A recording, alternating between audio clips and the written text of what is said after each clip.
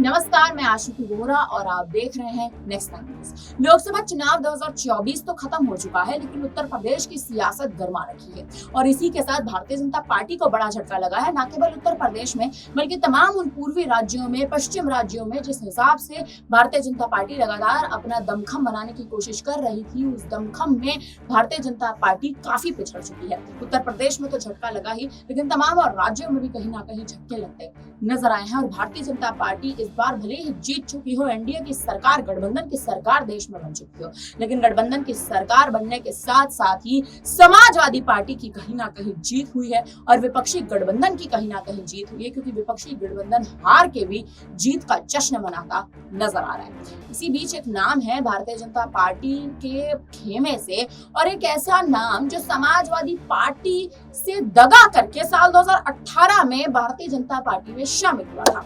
वो नाम है अपर्णा यादव का। वही अपर्णा यादव जिनके नाम पर लगातार अब कयास तेज हो चुके हैं कि अपर्णा यादव अब बेहद जल्द समाजवादी पार्टी में शामिल होती नजर आ सकती है। मुद्दा उठता है कि अगर अपर्णा यादव सभा में शामिल होंगी तो क्या अखिलेश यादव उनका स्वागत करते नजर आएंगे। हालांकि आपको बता दें, अखिलेश यादव और उनकी पत्नी डिंपल यादव जो है, उन्होंने हाल ही में अपर्णा यादव से मुलाकात भी की थी और अपर्णा यादव को कहीं ना कहीं मनाने का भी प्रयास किया था कि आप सपा में यानी हमारे साथ शामिल हो जाइए। अगर आप हमारे साथ शामिल होती हैं तो हम आपको करहल की विधानसभा सीट देंगे, करहल की लोकसभा सीट देंगे।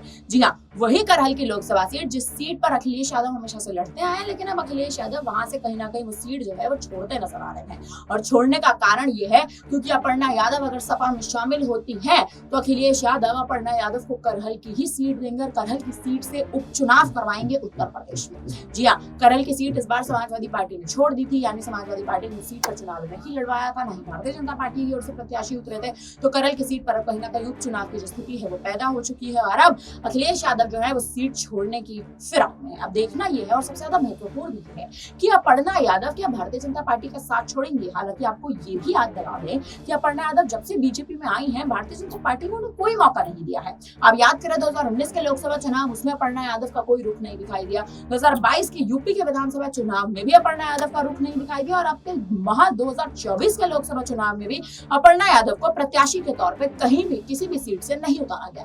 हालांकि कयास लगाए जा रहे थे कि अपर्णा यादव को केसरगंज की सीट से भी उतारा जा सकता है या रायबरेली की सीट से भी उतारा जा सकता है, लेकिन अपर्णा यादव को ना तो केसरगंज दिया गया और ना ही रायबरेली दिया गया। तो मुद्दा यह है कि अपर्णा यादव जो कहीं ना कहीं भारतीय जनता पार्टी में शामिल हुई, सपा में यादव परिवार की बहू है अपर्णा यादव, और उन्हीं अपर्णा यादव जो समाजवादी पार्टी का हाथ छोड़ के बीजेपी में आई थी, आखिर उनको बीजेपी कोई मौका क्यों नहीं देती दिखाई दे रही है। फिलहाल अब आपको क्या लगता है कि अपर्णा यादव सपा में शामिल होती नजर आएंगी? क्या अखिलेश यादव करहल की सीट जो छोड़ रहे हैं वो सीट अपर्णा यादव के लिए छोड़ी जा रही है? क्या उपचुनाव में अपर्णा यादव प्रत्याशी के तौर पर सपा से जमीनी स्तर पर नजर आएंगी या नहीं? आपको क्या लगता है? आप हमें अपनी राय कमेंट में जरूर दीजिएगा।